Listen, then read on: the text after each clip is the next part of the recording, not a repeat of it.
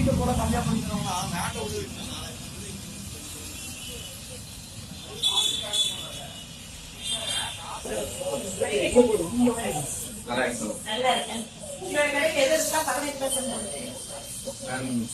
எல்லா வெரைட்டிஸும் வந்து 18% வரும்.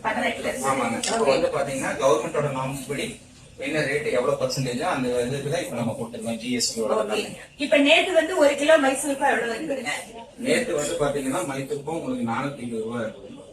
இப்போ இன்னைக்கு வந்து பாத்தீங்கன்னா 380 ரூபாய்க்கு.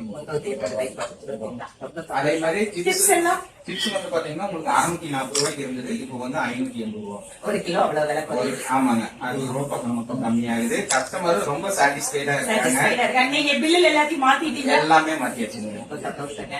எல்லாரும் அதாவது இது கம்மி பண்ணது நல்லதுன்னு கூட கஸ்டமரும் நமக்கு சாட்டிஸ்பேக்ஷன் ஆகுறாங்க. முதல்ல வந்து ரேட் அதிகமா இருக்குன்னு சொல்லிட்டு இருந்தாங்க. இப்ப என்னன்னா வாடிக்கையாளர்கள் வந்து ரொம்ப சந்தோஷமா வாங்கிட்டு போகும்போது எங்களுக்கு மன நிறைவா இருக்குது, அவங்களும் மன நிறைஞ்சு போறாங்க. இத குறைச்சது யாருன்னு தெரியுமா மக்களுக்கு? மோடிஜி. அவங்களுக்கு நீங்க ஒரு நன்றி சொல்லுங்க. கண்டிப்பா கண்டிப்பாங்க. ஏன்னா அவரு வந்து பாத்தீங்கன்னா இப்ப வந்ததுல இருந்து நிறைய ஸ்டெப்ஸ் எடுத்துட்டு இருக்கிறாங்க. நம்ம இந்தியாவும் அவங்ககிட்டே இருக்குது. கண்டிப்பா இது மூலியமா நம்மளும் வளர்ப்போம். தேங்க்யூ. தேங்க்யூ.